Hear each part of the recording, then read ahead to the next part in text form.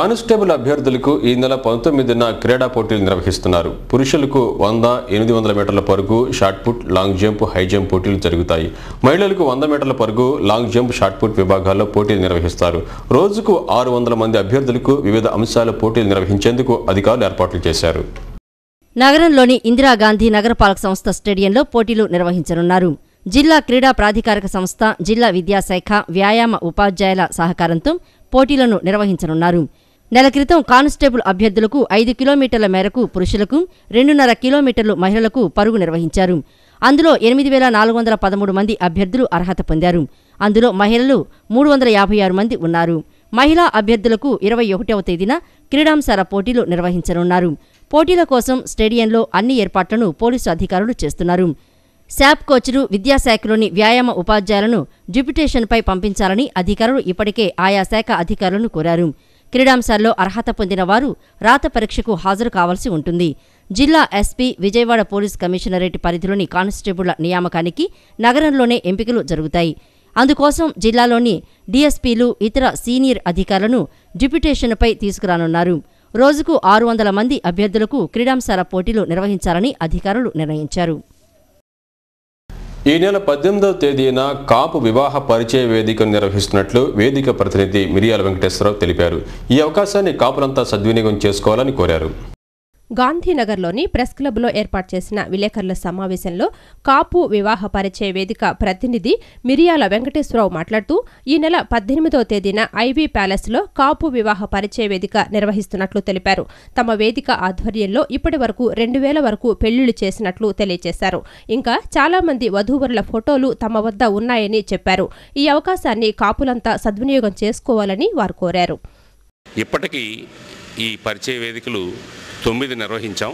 ఈ 9లో 4500 వధూవరుల మన బయోడాటాలు రావటం జరిగింది. అందులో 2000 పెళ్ళిళ్ళు జరిగినాయని చెప్పడానికి మరి మేము ఎంతో సంతోషిస్తున్నాం. అలాగే ఇప్పుడు 2500 అప్లికేషన్లు ఇంకా మా దగ్గర పెండింగ్ ఉంటే అందులో 1500 మరి వరుడి, 1000కి సుమారుగా మరి వధువు ఉన్నాయి.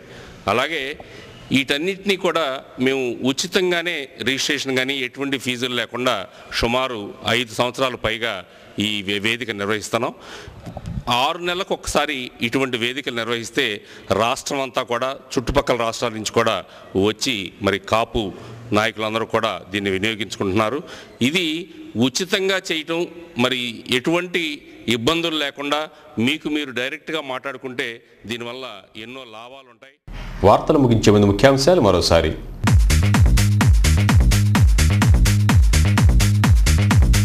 నున్నలో సహకార బ్యాంకు భవనాన్ని ప్రారంభించిన మంత్రి కాసు కృష్ణారెడ్డి, సహకార రంగాన్ని మరింత బలోపేతం చేస్తామని మంత్రి వెల్లడి.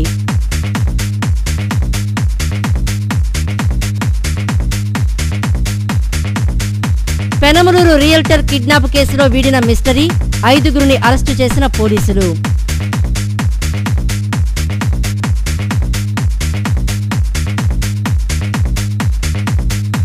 సామాన్యులకు కంటతడి పెట్టిస్తున్న కూరగాయల ధరలు, ప్రభుత్వంపై తీవ్రస్థాయిలో మండిపాటు.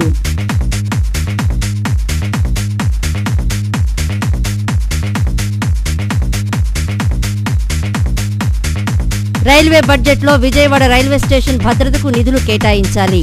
రైల్వే ఇన్ఛార్జి ఎస్పీ కాంతారావు సూచన, భద్రతకు చర్యలు చేపడుతున్నట్లు వెల్లడి.